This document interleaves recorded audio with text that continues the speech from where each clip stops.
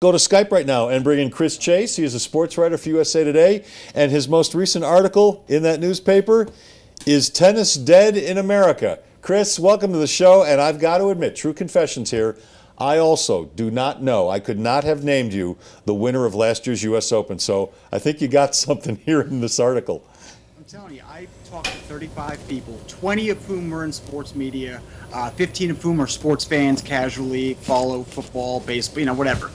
3 knew that Marin Cilic was the winner of last year's U.S. Open. This used to be the biggest thing. In the 80s, you were seeing even U.S. guys like Connors and McEnroe, Sampras, Roddick always drew big numbers. But even in the 80s, you had foreigners like Lendl and Becker and Wielander, and they were drawing huge ratings. Now, these guys are anonymous, and a lot of people guessed Djokovic, and none of them spelled his name right, so that also sort of, gets across the point that tennis is sort of, lost in the United States, which is crazy to me because Serena Williams is going for history starting on Monday, and yes, it's getting a lot of attention, but it's not getting near the attention that it deserves, I think.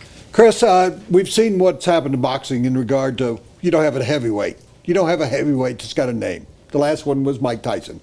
Is that what's going on here because of the United States? We've got the Williams sisters. We've had a couple of others.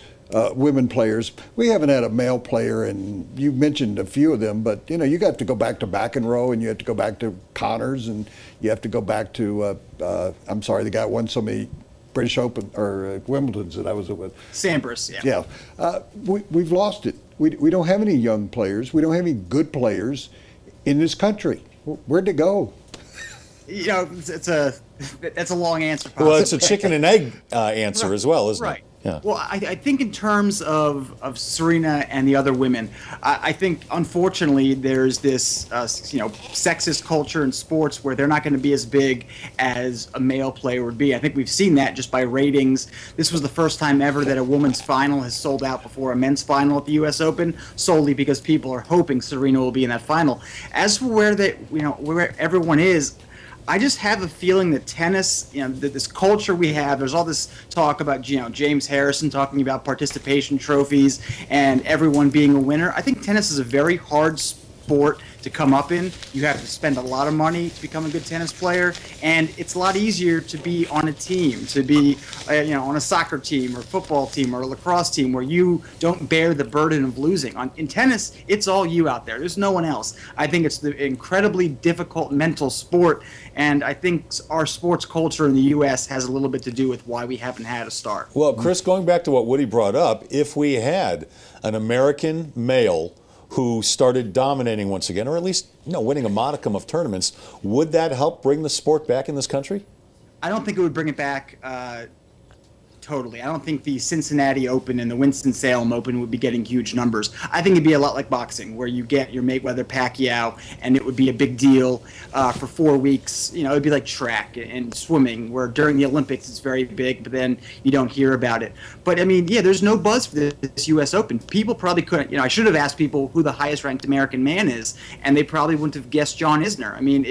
It's gotten that bad.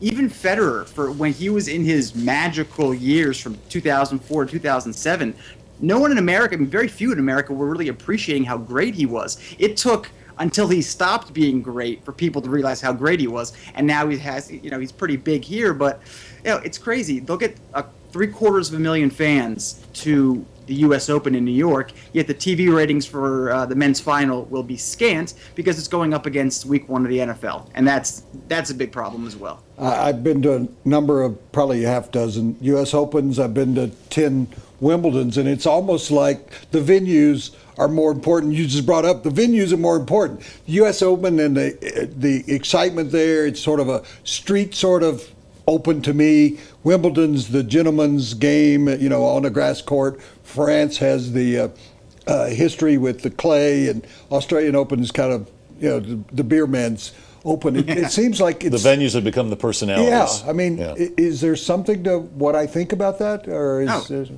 Yeah, it's the experience, I think. People loved going up there. If you watch the early matches next week from 11 to 3 p.m., there's not going to be anyone in Arthur Ashe Stadium. They're going to be walking around the ground, soaking it all in, watching the side courts. I think it's more fun, frankly, especially if you have an upper deck seat in Arthur Ashe Stadium. It's more fun to go to the side court where you're watching maybe the 15th best player in the world, somebody who's fairly anonymous, but you're watching him or her along with 100 other people. I think that intimacy is what makes it so fun to go to these tournaments. I mean, I have a buddy who's going to the hopefully Serena's final, and he's in the upper deck of Arthur Ashe Stadium. He's not going to be able to see anything up there. I mean, it's imagine watching a basketball game from the top of an arena. This is tennis. The ball's 10 times smaller. It's not exactly a great venue, but they built it up because of Serena and Venus partially, and because they hoped they would be able to fill it for an American man, and they're still filling it. I hope they do, because after Federer, Djokovic, and Nadal sort of pass on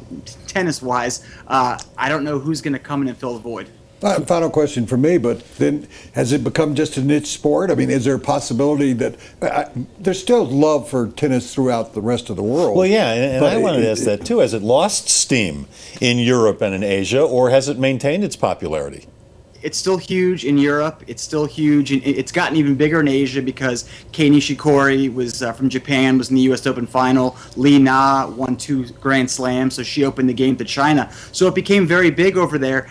The problem here is the WTA, the Women's Association, has no good television contract, so they don't sort of have much pull in the United States. And the ATP, not everyone gets Tennis Channel. It's not a carried like ESPN and ESPN2, but as far as it being a niche sport, I think it's going to continue to be a niche sport in the U.S. I think it'll get big at times if we have an American man or Serena doing what she's doing now, but I don't think it's ever going to get back to its height of the 70s. What's your favorite picture behind you?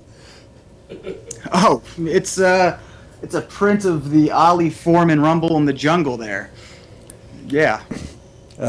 My favorite story about that 30 seconds is a friend of mine was covering that fight, and it was so hard to get a telephone to call back to your newspaper, and he gets on the phone and he starts to tell his newspaper all the stuff that's going on. He's basically talking about rope-a-dope and all this stuff, and then the guy says, why are you talking to me? And he says, why? I'm telling you my story. He said, I'm sitting across the ring from you.